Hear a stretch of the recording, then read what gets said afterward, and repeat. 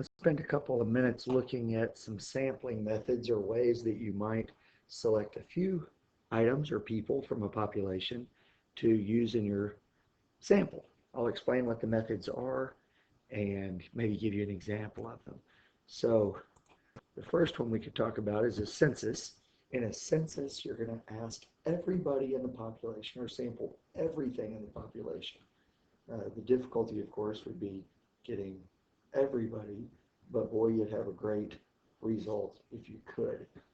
Uh, a judgmental sample is one where you simply use your judgment to pick a sample. Now, you're using your judgment to hopefully get a representative sample. The idea is not to use your judgment to get a sample that fits your needs. It's really to use your judgment to get a random sample, or to get a representative sample. This is great when your judgment is good.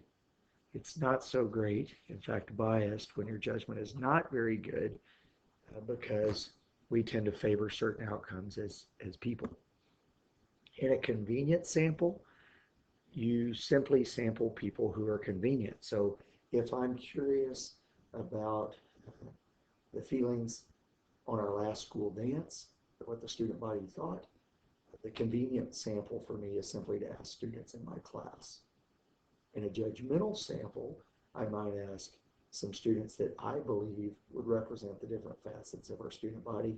And in a census, I would ask all the students at the school what they thought about the music selection.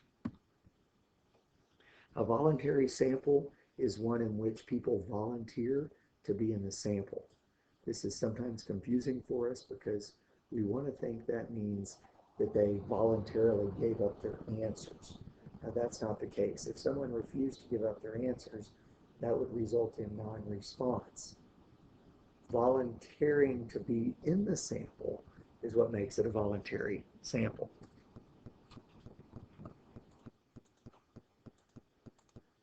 The next one is a simple random sample.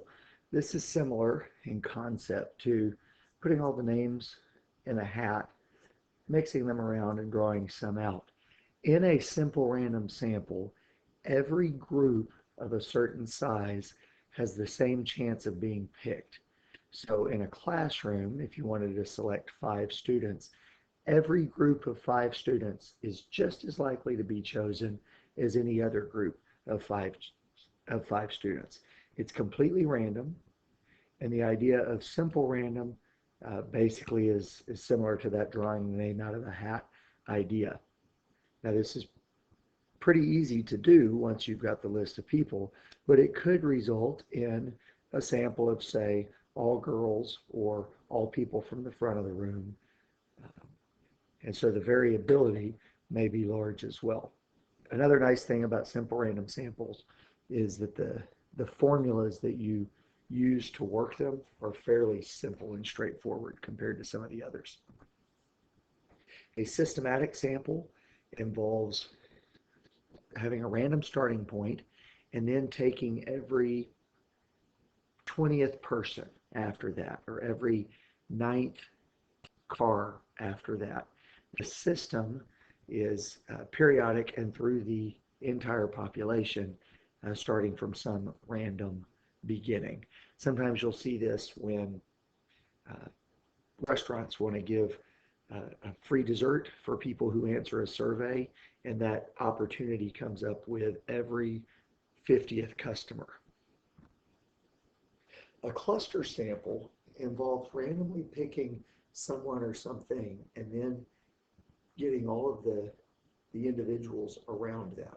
So in a high school, if I wanted to select 200 students to fill out a certain survey, I could use a simple random sample to randomly select 200 students out of the student body, but that may be tedious to actually now find those students and give them the sample or the survey and administer it.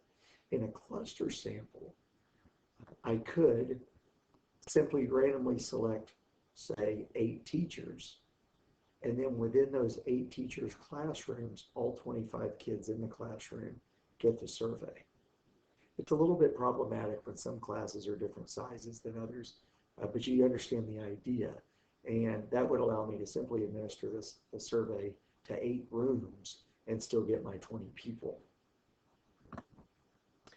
A stratified sample is one that first takes the population and divides them into stratas. Then within each strata, we take a simple random sample. So for example, in a high school, I may stratify my student body by grade level and then randomly pick 50 ninth graders, 50 10th graders, 50 juniors, and 50 seniors. Within those individual stratas or those individual grades, I'm finding a simple random sample, but that allows, using the stratification, allows me to guarantee to have some students from each grade in the sample. The difficulty with stratification is sometimes it's not easy to stratify to begin with. A random point sample is simply one where a random point is selected and then I go from there. If I'm doing soil samples, I may perhaps mentally superimpose a grid over the area I'm working and randomly select some coordinates. I could also do that, for example, if I was doing a raffle in a stadium and I pick a random point, a random section, row, and seat, and allow those people to participate in a contest at halftime. Weighted samples occur when you give different weights to the different individuals in the sample. I might give prizes to people who complete their homework, and if you complete homework daily or regularly, you get your name in the hat more times than somebody who completes their homework infrequently. So people who have been more responsible in their homework have a better chance of being selected than people who struggle a little bit. Another example, though this isn't really a sampling method, it has the same idea, is the NBA draft, which is a little bit different than drafts in some other leagues. In the NBA draft, the worst team doesn't necessarily get the first draft pick the next year. The worst team has the best chance of being selected, and so they, based on how a team finishes at the end of one season, they get a certain number of ping pong balls with their team name written on them, put into a big bucket, and they select them out. So the worse the team did, the more ping pong balls they get in the bucket. Now they have a few safeguards in there to make sure that the best team doesn't get the first pick, and the worst team doesn't get too late of a pick, but that's the general idea of a weighted sample. So hopefully those give you some good ideas of some different sampling methods that one could use in selecting people or items from the population to be in the sample.